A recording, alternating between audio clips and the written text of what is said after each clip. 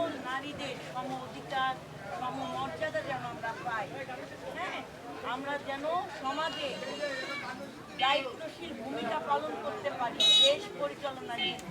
সেই জন্য তারেক রহমান আমাদের নিয়ে পরিকল্পনা করেছে। তারেক রহমানকে ছিল তোমরা ওই দেখাবো তারেক রহমান আর ধানের শীষ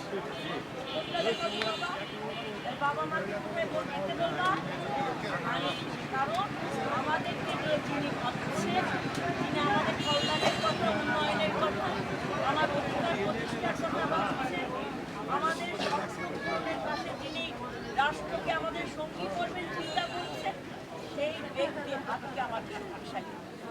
ধানের শেষে বাবা মাকে বলবো ভালো থাকবেন ভাই।